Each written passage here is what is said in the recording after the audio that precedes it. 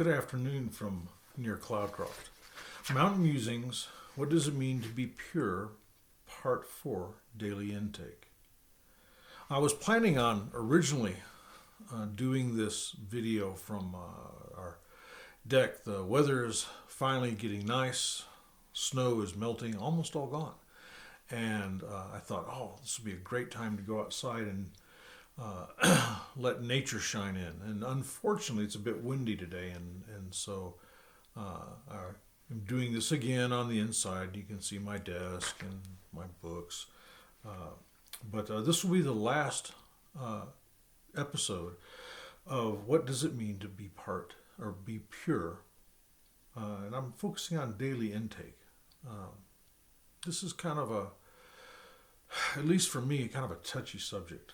Finally, brothers, whatever is true, whatever is honorable, whatever is just, whatever is pure, whatever is lovely, whatever is commendable, if there is any excellence, if there is anything worthy of praise, think on these things. Philippians 4:8, English Standard Version. When I was in high school, I'm going to go way back, because remember I went to high school in the days of stone tablets and chisels and whatnot. But it was Saturday morning, and I went in, and Friday evening I had hung out with some friends, and my mother, being kind of curious, said, "Well, what did you do?" "Oh, we went over to a friend's house, and we watched movies." And she was like, "Oh, what movie did you watch?" And this was the question I had been dreading. Because we went to my friend's house in part because they had HBO. And this was in the early days of HBO. And HBO was one of those special tier cable channels. Not very many people had it. And part of the draw of HBO was they showed movies on HBO that we couldn't get into at the movie theater. And so my mother said, "Well, what movie did you watch?" "Rollerball." And she looked at me and said, "Rollerball? Isn't that R-rated?" And the conversation went downhill from there. She was rightly concerned with what I put into my mind and wanted to talk to me about why Rollerball was probably not the best movie for us to watch. Later on, not the same day, but later on, my father came by and I was reading a book and listening to music in my bedroom on the record player. You young people can look up what a record player is. And said, "What are you listening to?" I was like, "Oh, just some music." He said, "Really? What song is it?" "Don't Fear the Reaper." I think that's by Deep Purple. But anyway, it was one of my favorite songs. And he said, "Really, have you really listened to the lyrics?" And again, the conversation went downhill from that point because Don't Fear the Reaper, even though it was one of my favorite songs, is a song that glorifies suicide, saying suicide is not a bad thing. Don't fear the Reaper. What my parents understood that I did not is that what we put into our hearts, what we take in through our ears and our eyes, has a profound effect. Like every teenager in the world, I just believe my parents did not understand. They were too old-fashioned. They just didn't understand what the real world was like. And besides, I thought, I'm faster than they are. I'm smarter than they are. I can run farther, jump higher. But they understood that what we put into our hearts, whether it be through music or images or conversation, what we put into our heart has a profound effect on who we are. And it comes out sooner or later. And my parents did not invent this. God did. God made us this way. He understands. In Job chapter 31, verse 1, we read, "I have made a covenant with my eyes. How then could I gaze upon a virgin?" You see, the old man Job, a great patriarch, understood that images have a profound effect on who we are, who we become, what we do. And he understood that latent images, those images which are not seen but stored up, exert a profound effect. And in the quiet dark of the night, those images come up and they often lead us astray. And so he just intended not to store up such material. Centuries later, Jesus points this out on the Sermon on the Mount in Matthew 5, verses 28 and 29. But I say to you that everyone who looks at a woman with lustful intent has already committed adultery with her in his heart. If your right eye causes you to sin, tear it out and throw it away. For it is better that you lose one of your members than your whole body be thrown into hell. In this couple of verses, Jesus talks about two fundamental truths. Number one, we need to understand that sin really is an interior issue. When I was a teenager, I really looked at sin as an exterior issue, something that was on the outside of me that was trying to attack me. And Jesus points out that no, sin is part of your heart. It's the state of your heart, and goes so far as to say if you just look at a woman with lustful intent, you might as well have committed adultery. It's the state of your heart. The second thing he points out is the grievous nature of sin. He says it would be better for you to tear out your eye and enter into eternity half blind than to look at a woman with lustful intent. And for you and I, living in this day and age of easy access to pornography, this is a serious matter indeed. Now, I'm not saying that Jesus intends for you and I to walk around half blind, but we do need to take the deadly nature of sin seriously. And this whole easy access to very degrading pornographic material is something that you and I need to think about. As men, being primarily visual creatures, we need to think very carefully about what it is that we're looking at.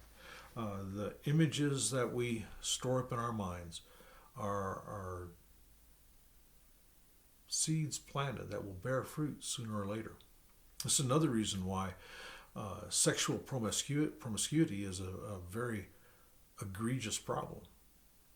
We may go out and do things in our high school years or young adult years that stay in our hearts and come back and surprise us late in life, often with very distressing results.